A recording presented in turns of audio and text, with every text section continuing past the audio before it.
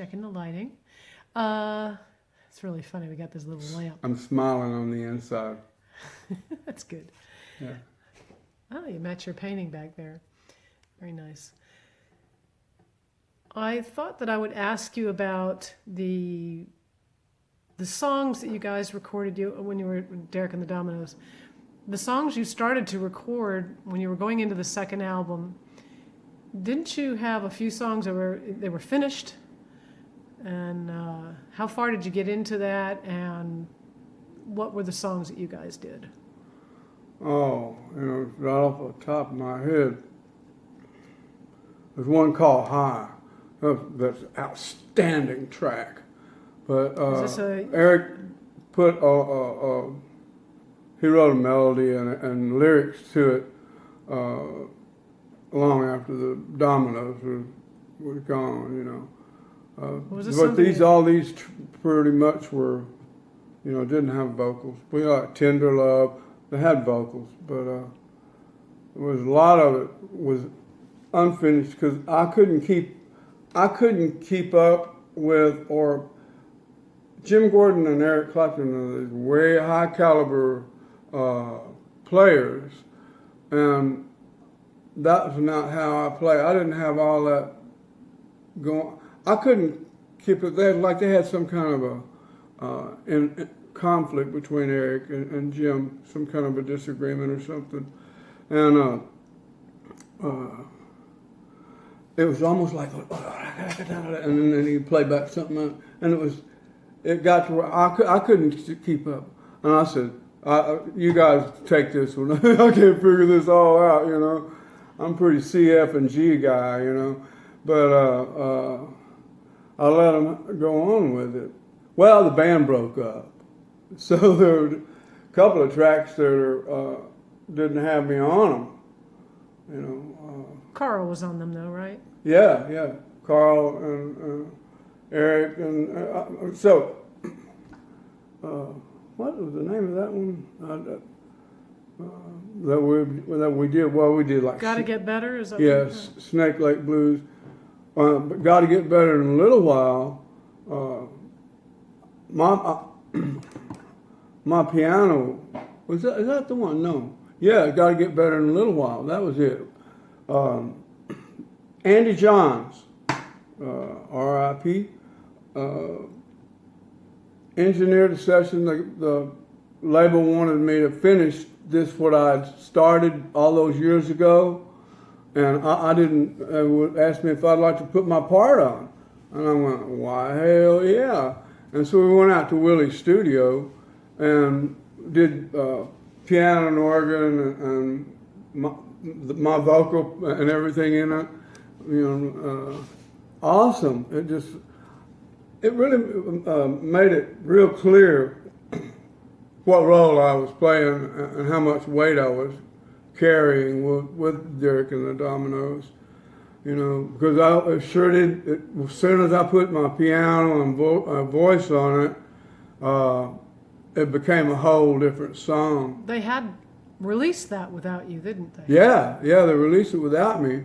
Was it on the 20th anniversary? Was it on the 20th anniversary box set? Yeah, I remember I think that. that's right.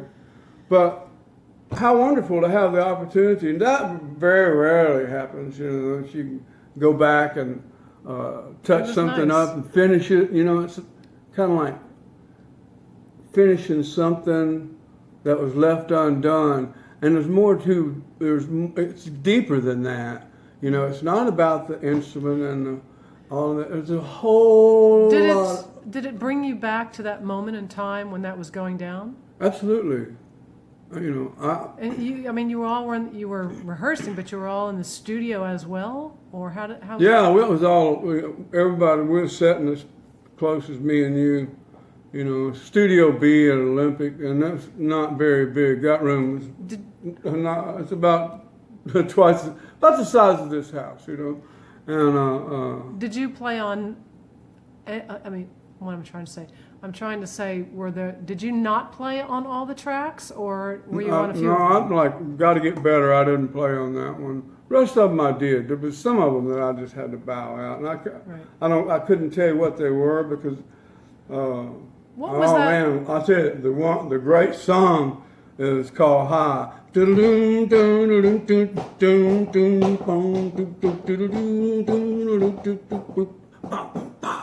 High up on a mountain top, where the eagle builds his nest, I will go wandering till I find out what's the best, and I will never cease until the day I die.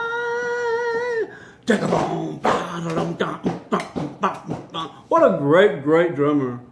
You know, a magnificent drummer. Princeton,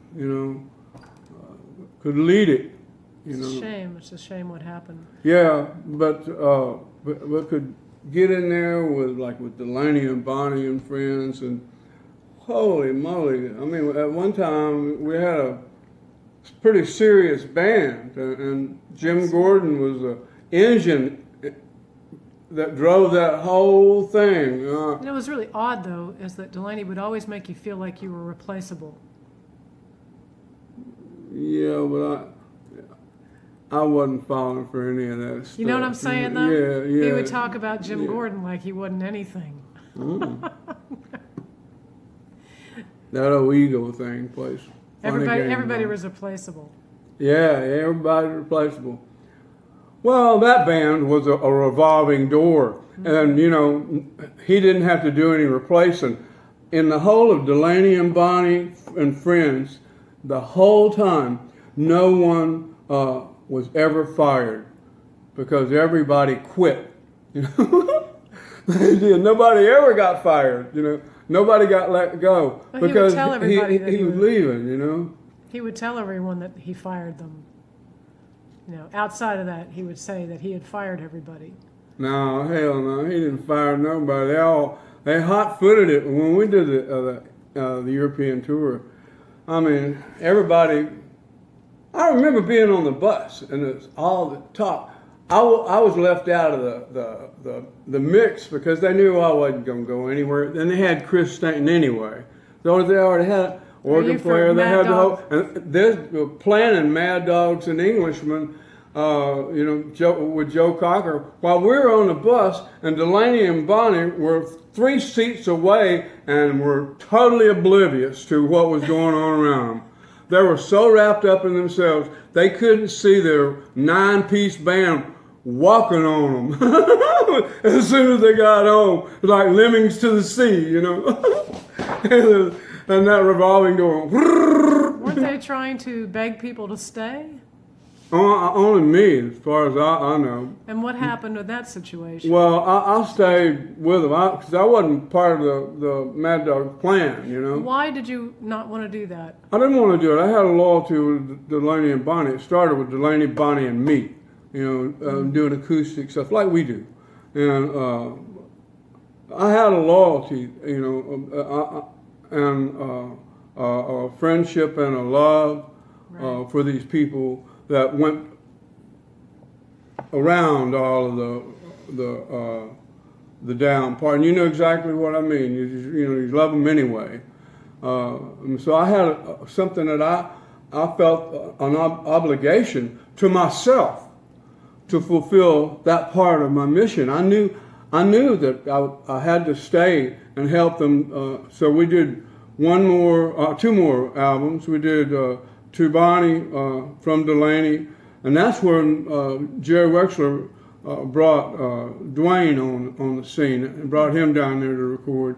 And so that's when we all started getting tight with Dwayne. And then we went back and then we did Motel Shot album. And Joe Cocker was on that, wasn't he? Yeah, everybody was on it. Leon, I mean, people would be drifting through Alan Preece's house. Was that maybe the point in time where they tried to get the other guys to come with them to play, or was that after? No, nobody was wanting anybody to play. It's just set on the record, and that would be anywhere a microphone might be and a briefcase is nearby. He plays. It really was an acoustic. Who else was popping in on that whole session? Graham Parsons, I couldn't tell you. I mean, Leon, I don't think Dave Mason, and of course Dwayne Allman. The whole thing, it was just a great mix, a lot of fun to do, and we got a never-ending love for That was me. you doing that, right? Oh no, do do do do do do do do do do do. And that was not in a motel, was it? No, that was in what is it? It's not Allen. So they recorded it at an engineer producer's house up in the hills, and then their manager, Alan Parise's place, who was also in Hollywood Hills. So it was recorded in 2 different living rooms, and we played it all live. I'm sorry, but his name just slips my thing.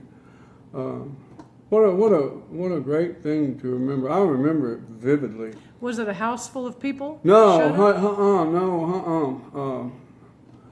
I can see his face and everything. But we were in his living room, and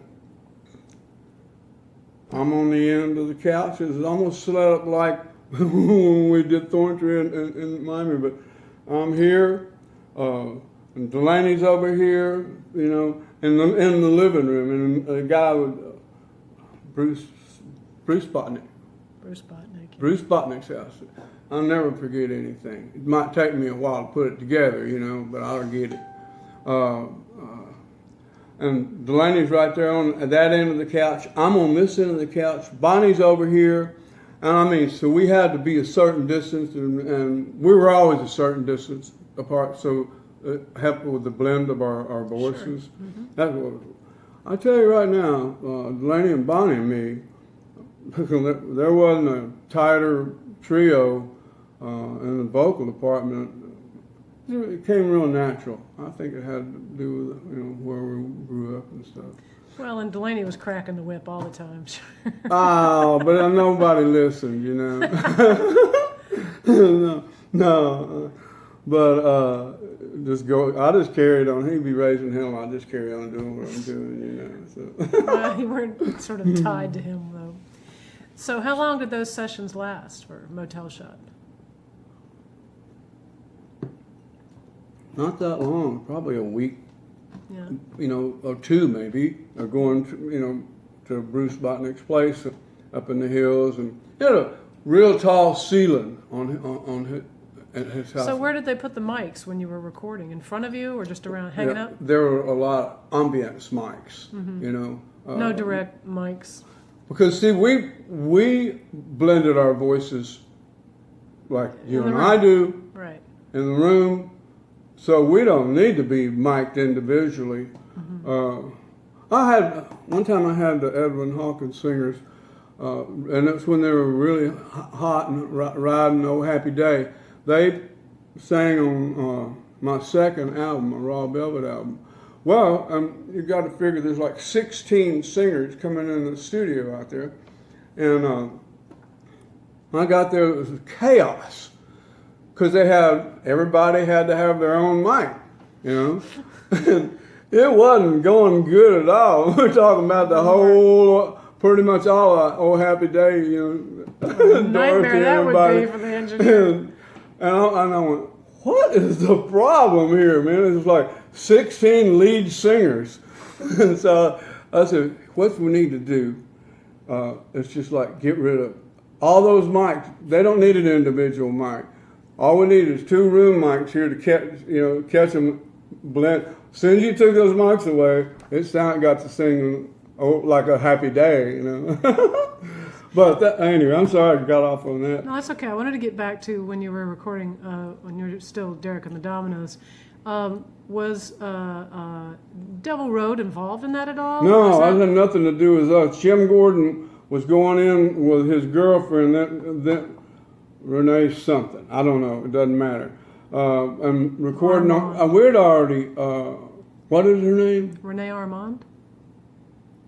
Your guess is as good as mine.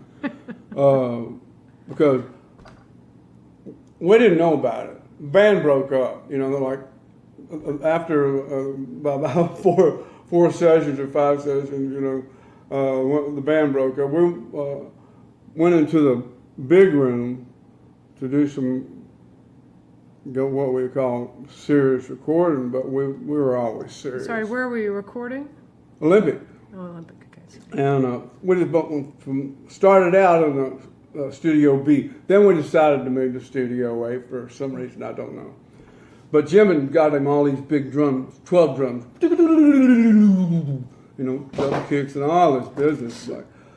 And he tuned each one of them, very musical. And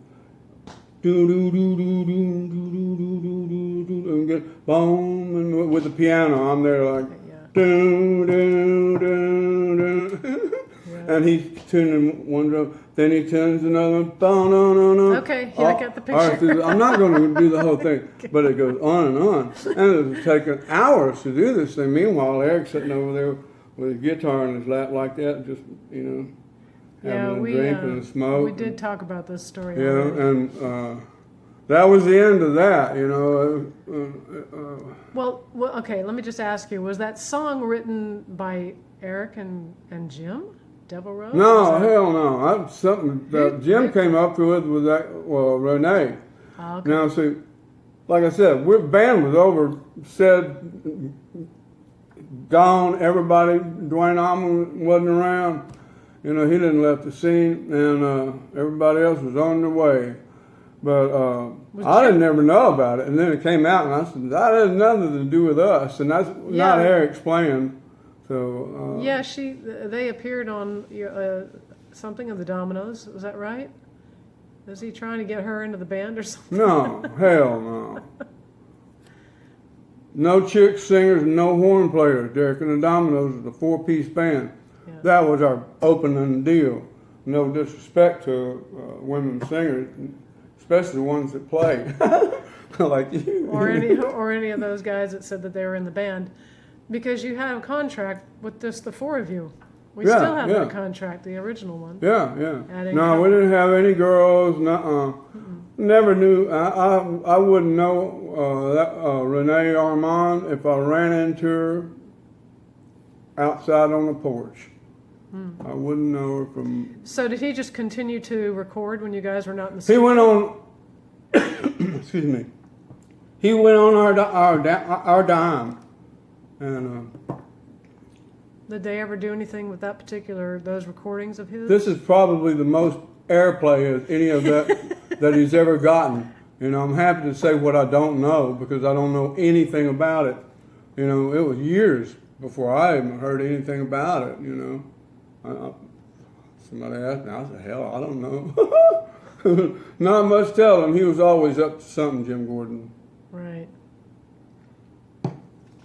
So, enough of it for Renee Armstrong. Renee Armstrong. Okay, see there? It goes. Renee. That's all airplay you're going to get, sweetheart. That's it.